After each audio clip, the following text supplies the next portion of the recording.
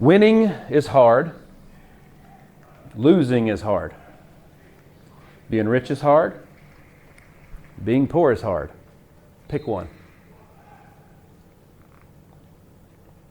Pick one. Did you guys come here to lose? Right? So it's going to be hard to win, right? Baseball is the greatest game on earth, and it's fun. Ed Milet, I was at a conference one time in a small room, and Ed Milet looked at us and he said, guys, fun is fun. Winning is fun. Winning is a lot more fun than fun is fun, right? You didn't come here to lose. You came here to win. So what does it take to win here? What does it take to win here? You guys are about to kick off, man. You've been busting your butts? When you look back at the end of the season, are you going to say you did everything that you could have done? Are you going to feel like you left some on the table? Are you going to feel like you left some meat on the bone? Have you done everything that you can? And guess what? Your past is just the past. It's not a life sentence. But like you can change that today with a choice. A man's life is what he thinks of it. Okay? You can go on Instagram. You can go just about anywhere and listen to Mike Trout talk a lot about the talk in his mind when he gets in the box. When he gets in the box, there is no doubt. He takes a deep breath every single pitch, and basically he's saying, I'm the best there is, over and over again to himself. Okay? Guys, did you know that you actually make 30,000 or so decisions a day? How many of those are you aware of? Not many. Not many. When you put your pants on, do you put right leg first or left leg first? I don't even know. See? Right leg. See? When you brush your teeth, right-handed or left-handed? Right. You turn on the water first, or you put toothpaste on first and then turn on the water? You see? How many other things in your life are you doing that you're not even aware of? When you take off your shirt and you look in the mirror, do you like what you see? If you don't, why? I'm serious. You have a choice. You choose to put the food in your body. You choose to lift. You choose to not lift. Right? In pro ball, I wasn't the biggest, strongest guy, and I was usually the least paid. So when I showed up, I was like, I got something to earn. I got to earn some respect. So I made sure day one, when I took my shirt off in the locker room, it made a statement. It made a statement. They were going to know, regardless of who I was, they didn't even know my name or my last name. Rookie was what they called me for the first 2 years. Hey, you're rookie twice, right? But that name didn't stick too long because I wasn't just the rookie. Everybody's like, that guy busted his butt. That guy's somebody, and we got to figure out who that guy is. The way you carry yourself, the eye contact you make, the way you speak, the way you slouch in your chair, all those things matter, right? They actually show what you care about. You know what I'm saying? These guys gave up great quality time with you guys to let me come talk to you guys for a little bit, and I'm grateful to them, and I'm grateful for you for your time. You know what I mean? And I want to kick total butt for you guys today because I don't want to waste your time. I don't like doing that, and you shouldn't want to waste your time either, you know? So what's the goal for this team this year? Honestly, have you guys set one yet? Win the district. Win the district. That is it. All right. So how many of you guys drive? All right. You ever use the GPS? No? Man. We use it for Hartsville. We use it for Trousdale this year. Trousdale? All right. So how does the GPS work? Tell me how it works. You type in a location. Type in a location. And it tells you where to go. And it tells you where to go. So you guys decided when the district's your location, and now you got to figure out where to go to get there, right? The problem with most people that struggle to get where they want to go is when they type in their GPS, they just type in Gallatin, Tennessee. Where's it going to take you? Gallatin, Tennessee. Is that going to get you to the ballpark? No.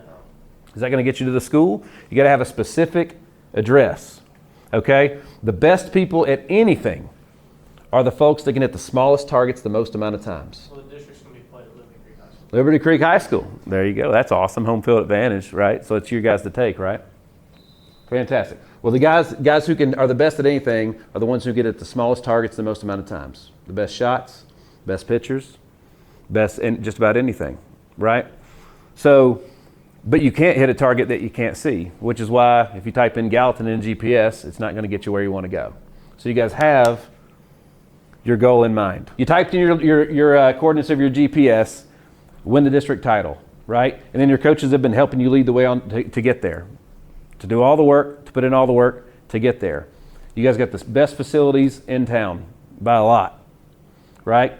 So then the only difference between if you guys make it or not is if you make the choices to get there and you make the choices to do the work that's required. Have you done it? And if you don't know, how can you not know? Again, you type in the GPS, it says turn right on Street, right? You turn right when you get there. How do you know if you did the work or not? And if you didn't, why not? Why not? Because it's not about you, it's about the team. It's about the team, right? For me, when my life changed, so real quick, I'll tell you, I played ball, it was great, right? Made hundreds of dollars playing the game of baseball, all right? When I got out, I struggled with who I was, but I got into the restaurant and nightclub industry, and we did really well for 6 years. I found out that wasn't good for a man in his 20s trying to raise a family. It wasn't a good atmosphere. So I had to change that. Sold everything. Was Randy Huth involved with it? Randy Huth was my business partner. Sure was. You talking about Piranhas or which one? All of them. Joe, don't ask that joke. Yep, all of them. We were partners on everything. Gilroy? Yep, sure was. And but I needed to get out, needed a life change, and got out. And then the next business move I made was in real estate, where I lost everything that we had. Literally drove a car without fenders and stuff on it, right? It was embarrassing. Didn't have nothing. Had a young boy at home I couldn't afford to raise, a girl at home I couldn't afford to marry. We lived in a teeny old house and had the biggest beater you've ever seen as a car. It was pathetic. And I tear up thinking about it just a little bit, because like back then I was letting my family down, you know. But what I figured out is that I didn't have faith. I didn't have faith. My faith wasn't strong within me. It was fractured, and you build up. That was my foundation, right? All you guys have a different foundation. Your faith is something that you believe in with all your heart and all of your mind, right? And from your faith, you can make commitments. I'm going to define commitment for you as simple as can be. It's doing what you said you were going to do. That's what commitment means. So through my faith, I was actually able to make commitments. All right. In the past, after baseball, I was always going to get in good shape. You know, had a kid at home, a son. I wanted to be a superhero. So I was always like, man, I'm going to get ripped again. I'm going to get jacked, you know. When I walk in, everybody's going to know who I am. And just like everything else, I'd get about 80% of the way there. I'd look in the mirror. I'm like, you know, the clothes fit all right. That's good enough. Good enough was good enough. And that's where I always stopped. I always got 80% to my goal. But I never could accomplish the things I wanted to in business, in fatherhood, being a husband, or anything else. And I found out that actually that wasn't commitment at all. I didn't do what I said I was going to do. Right? So I had a major breakthrough at almost 40. All right, I'm 43 now. At almost 40, had a major breakthrough, and I took something further than I ever had before, and it started at church with my faith. That's where it came from. I learned how to do everything that we have now in faith. I've been broke, and it was hard. I've been rich, and it was hard. I've won, and it was hard. And I've lost, and it was hard.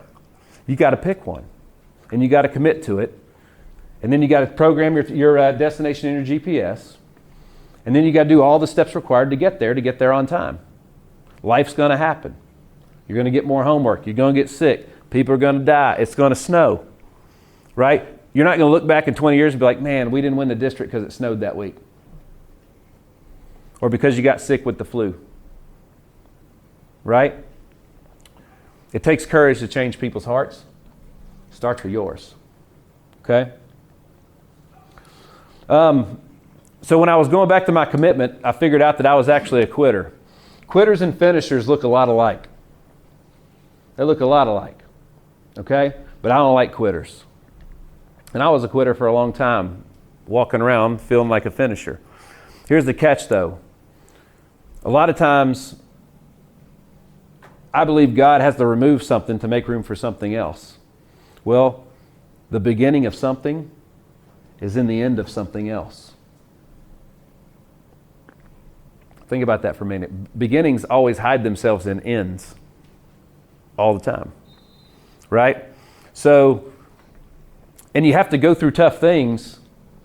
You have to go through tough things to appreciate the good things when you get them, right? If it was easy to win the district championship, it wouldn't mean that much, would it?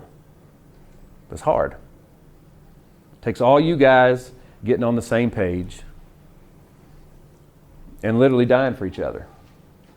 Me and that guy back there, we did everything together. Stuff we shouldn't have done. A lot of that. All right? We played together. We won together. We lost together. We bled together. We cried together.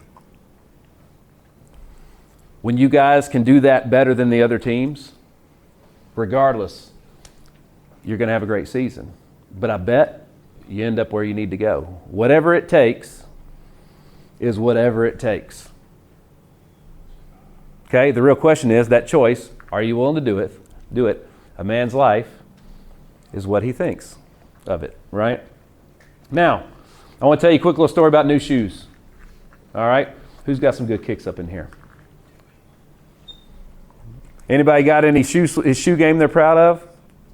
Some Air Max, those 90s back there? Size 13 boots. Size 13 boots?